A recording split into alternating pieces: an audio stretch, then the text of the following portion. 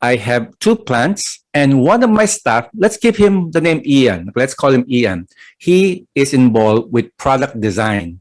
And only last month, he came up to me and said, Sir Nelson, yes, I have a confession to make. Okay, what is it? There was a time I wanted to quit. Why? Because I'm involved with product design. That means I have to be adept with certain software, like Corel, Adobe Illustrator. But, I had a difficult time learning the software. I don't know whether they're so complicated or I'm not smart enough. But Sir Nelson, I'm glad to tell you I'm staying and I'm so eager to learn the software. In fact, Sir Nelson, I'm now going to the YouTube tutorial so I can learn more about the software. And I was saying, wow, fantastic. What happened? And what he said was that I attended a wave workshop and I'm all the more eager to learn the new skills. Now, in case you're not familiar, WAVE stands for Workers' Attitude and Value Enhancement. Kudos to our L&D team for establishing this workshop where Ian participated. And among the agenda was a discussion about our company's core values. And one of them is initiative. And after going to the workshop, brainstorming, reflecting, Ian realized that he can do initiative. In this case, going out on his own and learn the software. And because of that, he became more excited, more empowered to do his job. And yes, stay. Now, that gives you the power of core values. Handled properly, a core value can energize, excite, encourage, and empower your people. Done poorly, it can breed disillusionment, cynicism. And in this particular case, let us review briefly what is a core value. A core value, and I like this definition from Forbes, core values refer to your company's guiding principles. If you would Google core values, chances are the word principles also would go in. They show you what your company stands for, who your people are, and what kind of people you want to attract. Simply put, core values are the beliefs that drive the actions of your organization. You may think of core values as the non-negotiable, vital DNA that creates your organization and makes you win. Now, a little bit tips about core values before we go to the topic proper. One, core values are not chosen democratically. These are not by consensus. This may be surprising to some of you because maybe some will be thinking, okay, I have a company and I want to establish our list of core values. So some people do this. They would gather everybody, all the employees, and maybe put them in a room and give them a sheet of paper and write down the core values you believe for this organization. That is not recommended. Why? It's a classic case of too many cooks spoil the broth because you may be involving people who do not know about the organization. And yet you're asking them to give in the core values. Or worse, you may have people there who are not fit to the organization. And that's why the recommendation is that the people who are going to establish the core values would be the CEO, the owners or founders, and the key people who work with the founders to make the organization win. Then, with the core values already in mind, then you cascade it to the broad masses. So remember, core values are not by consensus. Second, they are different from aspirational values. What do I mean by that? There is this company, for example, the core value is hard work. Then the CEO wants to say, okay, I want to add one more core value. What is it? Sense of urgency.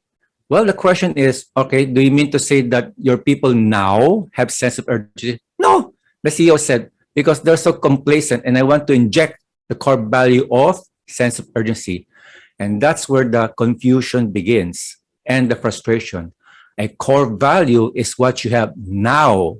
It's what you're practicing now that will create the success that you have now. Aspirational values are what you don't have yet, and they're going to be developed in the future. So do not confuse core values with aspirational values. Sometimes the frustration, the confusion comes from there. Last, they set you apart from competition, ideally. It's like positioning.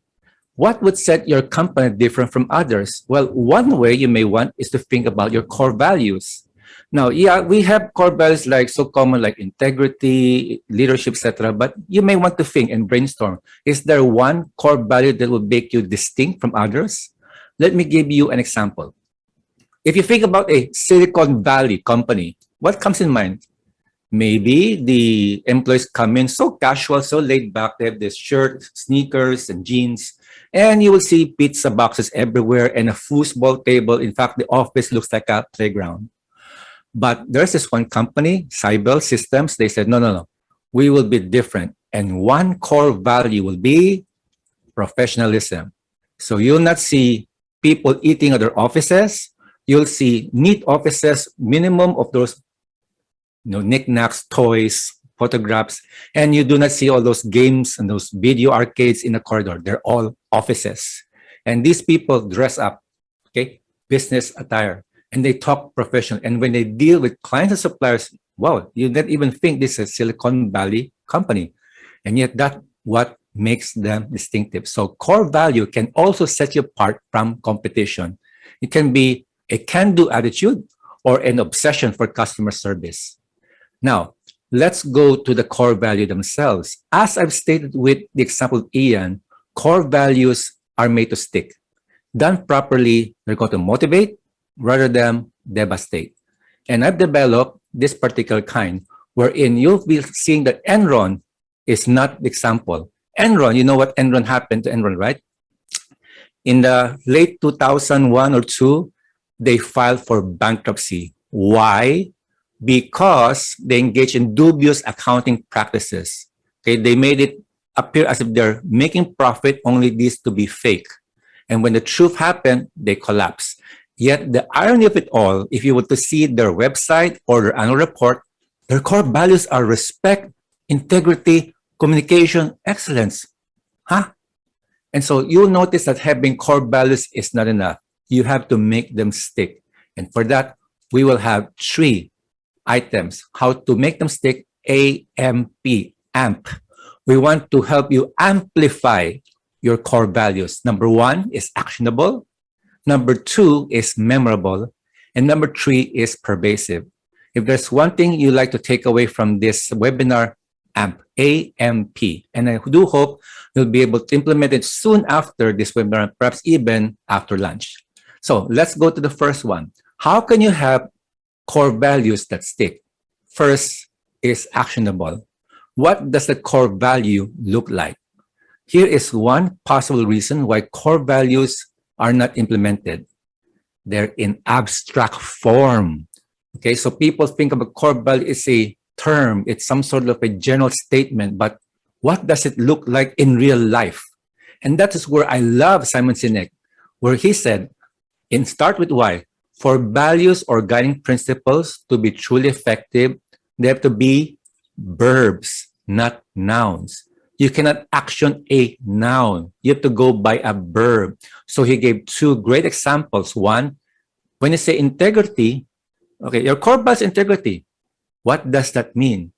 But if you're to communicate integrity, that core value as always do the right thing, people will get it.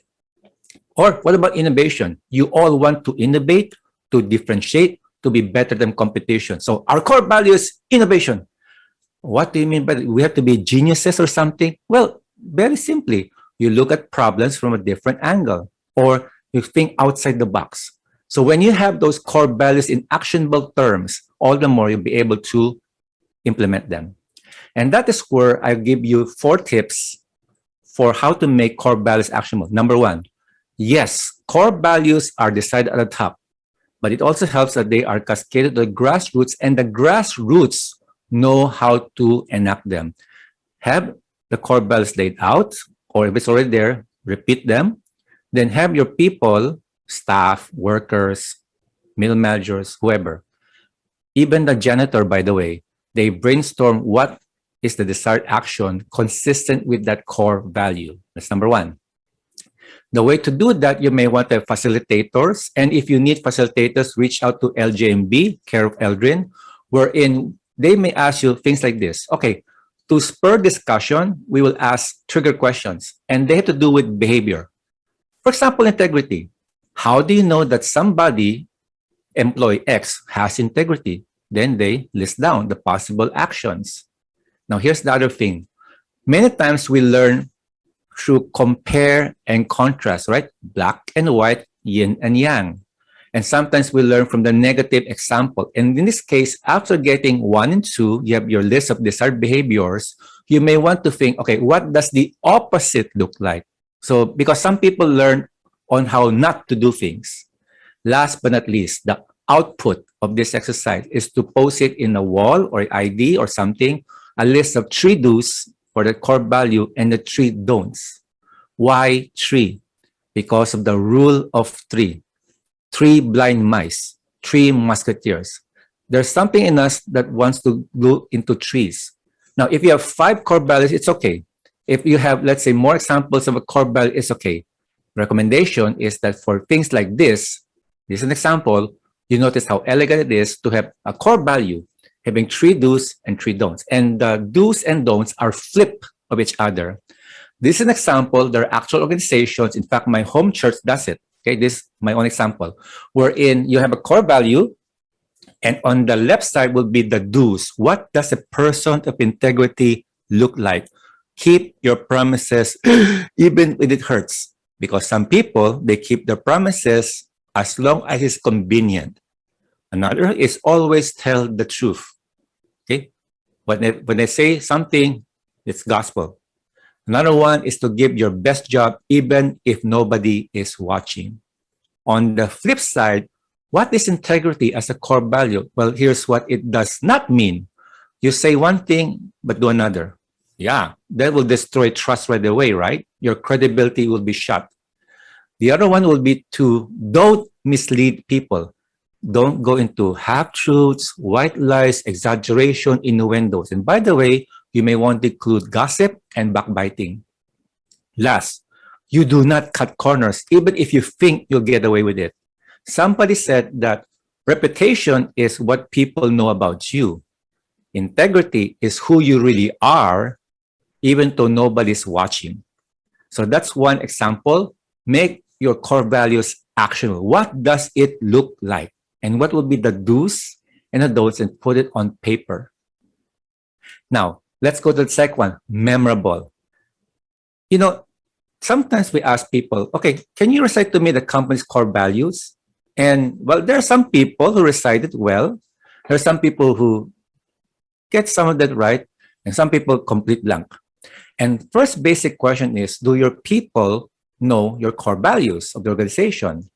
And so the next question is this, because out of mind, how can you implement? So in terms of being memorable, how can people keep core values top of mind? And here are 3 ways. The first basic way is to pound into their heads. Okay, core values, 1, 2, 3, 4, 1, 2, 3, 4, 1, 2, 3, 4. And if repetition is the mother of learning, I think you'll get it there. Okay, just bombard them. Okay, here are core values, 1, 2, 3, 4, 5, 1, 2, 3, 4, 5, until they get it. A tip is like this. You may want to make an acronym out of your core values. Okay, for example, in my case, it's LITID, LITID, leadership, integrity, teamwork, initiative, and dedication. So that's how I'm able to memorize our 5 core values. So one is by rote, simply, pound it into their heads until they memorize it. But as adult learning tells you, we learn better if we go by stories. And that's why the other way to make your core values memorable is to make it into a gripping, inspiring story. Regale them with stories. I have 2 factories, as I said, and in our discussion, sometimes the name Edgar comes to mind. Okay, Edgar, we talk about Edgar. What's so special about Edgar? Well, okay, first of all, Edgar is part of process number 2. And his day job is simply to make sure process number 2 works well. But whenever he would see some problems, defects, bottlenecks, etc., process number 2, he would go to the people in process number 1 because he knows that process number 1 affects process number 2. He does not have to do it, but he goes out of his way when he sees something in process number 2, his own backyard, a defect there, which is upstream problem. He will go and holler to process number 1 people, hey, we're having this, please do this, please do that, please do that. And because of that, Edgar is like a legend. Whenever we talk about malasakit, Edgar's name comes to mind, always. And that inspires people to be Edgars of their own. And so, how do you make a core value memorable? Stories, cuento, legends. The third one is, as you would see, recognize. How to make it memorable? Well, people are starving for recognition, for affirmation, but the power of a good compliment works wonders. If you see somebody exemplifying the core value, especially if it's going to be in an above average way, seize on that, recognize him, commend him. If not immediately, soon after. And you can do it in public whenever appropriate. For example, in a toolbox meeting, I like to commend Ian or Edgar for doing this, doing this, doing this. Or now you make it more public at town hall or put it on the bulletin board. It may be even be grounds for being voted employee of the month. And maybe if your budget permits something tangible, whether it's a cash prize, a GC, a trophy. So you may now want to reinforce core values when it's implemented through stories. You immortalize the person, or you will commend, put that guy up in a high pedestal. And can you imagine the power that that guy can be seen so as an ordinary worker, but now he did something great that exemplifies a core value. Not only will you honor him, can you imagine he will go home? Darling, kids, do you know what happened to your dad? I was given this award. I was recognized. And of course, in the eyes of his family, that guy became a hero. Never underestimate the power of commendation.